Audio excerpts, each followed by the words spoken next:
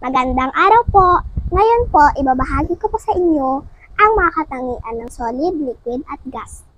Ang solid po ay may tiyak na hugis, kulay at tiyak na timbang o bigat.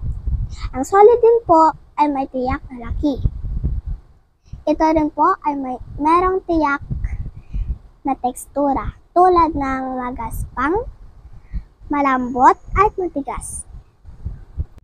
Ang solid din po ay nakikita, nararamdaman, nahahawakan, at nalalasahan tulad ng mga pagkain.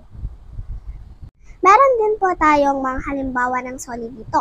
Tulad nitong hinahawakan ko na malambot, unan. At nitong mga laruan na to. Punta naman po tayo sa liquid. Ang liquid po ay may kulay at lasa. Tulad ng mapait, maasim, maalat, matamis, at iba pa.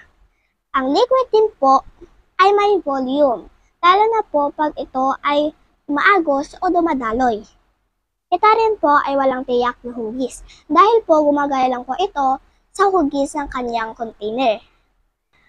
Ang liquid din po ay pwedeng may amoy tulad ng mabaho at mabango. Meron din po ako ditong example ng mabango na liquid.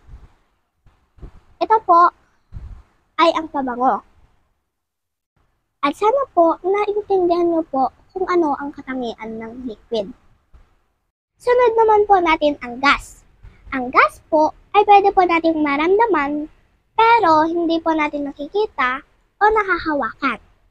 Ang gas din po ay walang tiyak na hugis dahil po ginagaya na lang din po ang hugis ng kanyang container tulad po ng liquid. Ito din po ay walang tiyak na kulay. Nagkakakulay lang po ito kapag nilalagyan ito ng mga chemical.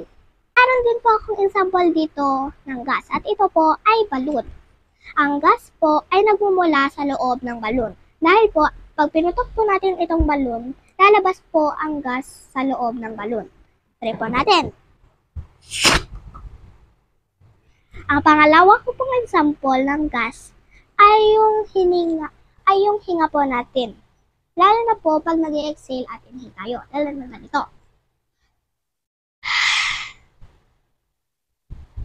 Yun lang po. Sana po may natutunan po kayo sa aking mga sinabi. At sana din po ay nalaman nyo kung ano ang mga katangian at pagkakaiba ng solid, liquid at gas. Bye-bye po!